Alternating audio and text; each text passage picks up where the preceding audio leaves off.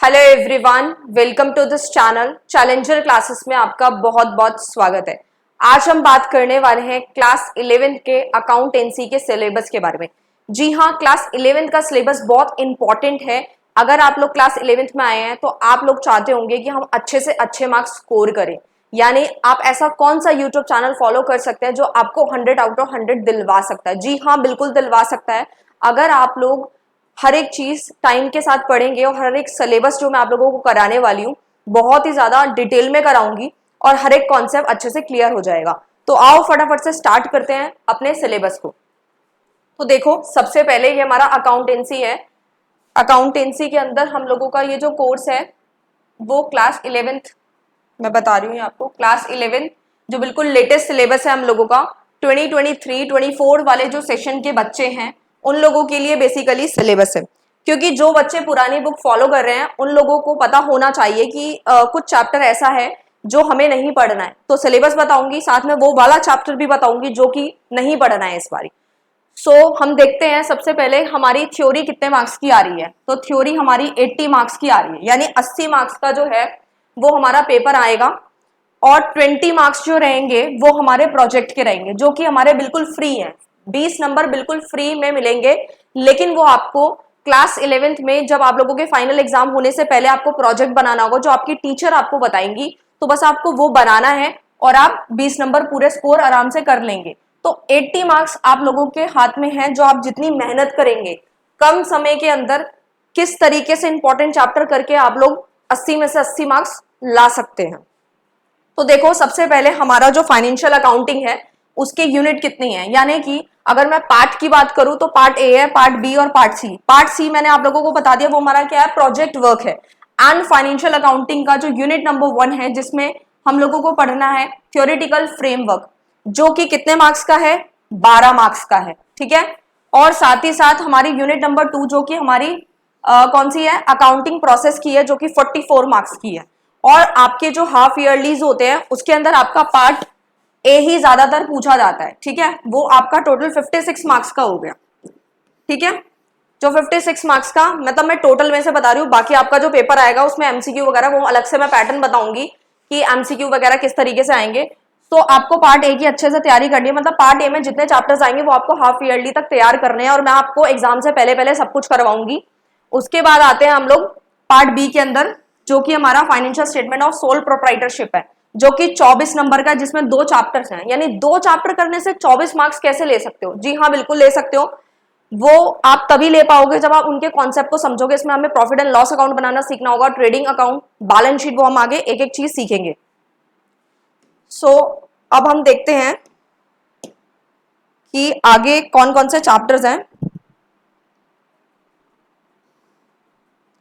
तो देखो, सबसे पहले हम लोग स्टार्ट कर रहे हैं यूनिट 1 में क्या क्या चैप्टर्स आप लोगों को पढ़ने हैं। तो देखो,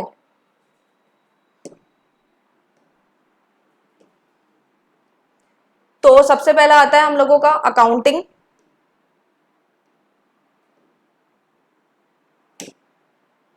ये वाला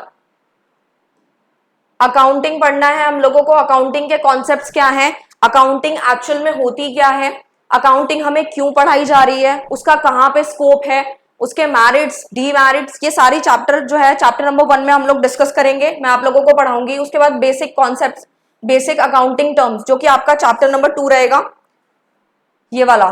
ठीक है, उसके बाद बेसिक अकाउंटिंग टर्म्स आप लोग पढ़ेंगे, जिसमें आप लोगों का, आपको छोटी छोटी टर्म अकाउंट्स में जो यूज होती हैं वो उसके बारे में पढ़ाया जाएगा कि ड्राइंग्स क्या होती हैं, परचेज क्या होता है, सेल क्या होता है, एक एक छोटी छोटी कॉन्सेप्ट।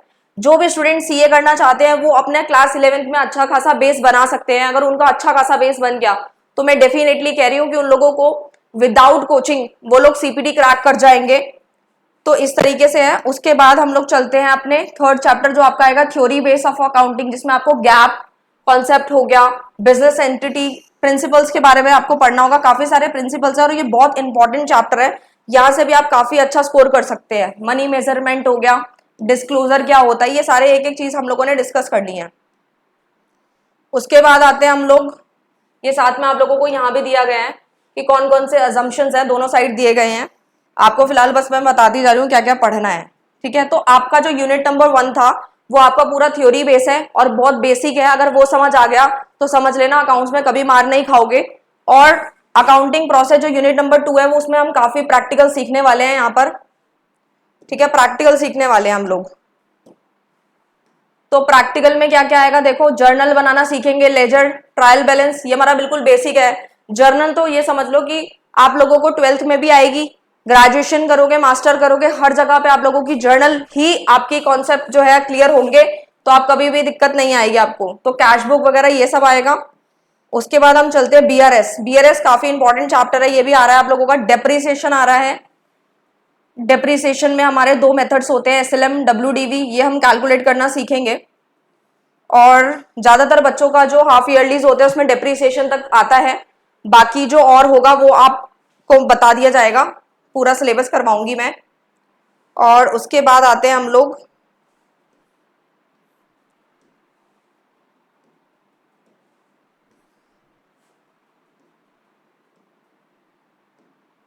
ट्रायल बैलेंस वगैरह, ये सब पढ़ना है आप लोगों को। पार्ट बी जो है फाइनेंशियल अकाउंटिंग पार्ट 2 जो है, जो मैंने आपको बताया था 24 मार्क्स का है, वो ये है financial statement of sole proprietorship पढ़ेंगे, जिसमें उसका मीनिंग हो गया trading account, profit and loss account, balance sheet. देखो ये लिखा trading account, trading, PNL, balance sheet, ये सब कुछ बनाना सीखेंगे इसी चैप्टर के अंदर, ठीक है। तो ये हो गया। उसके बाद आते हैं हम लोगों के पार्ट सी, वो जो प्रोजेक्ट वर्क है वो मैंने आपको बता दिया।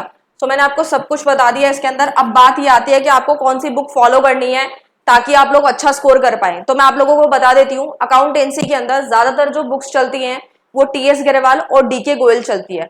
आपके स्कूल में जो लगवाई जाएगी आप वो भी फॉलो कर सकते हैं, दोनों ही अच्छी बुक्स हैं। टीएस गरेवाल भी अपनी जगह अच्छी है और डीके गोयल भी अच्छी बुक है। दोनों में से कोई एक ही फॉलो करें, दोनों ना करें, क्योंकि ऐसे कंफ्यूजन ज्यादा बढ़ेगा। तो मैंने आपको बुक का भी बता दिया है कि किस तरीके से जो है आप लोग जो है कर सकते हैं। तो आपको मैंने इतना तो क्लियर कर ही दिया है कि आपकी बुक्स कौन सी रहने वाली हैं।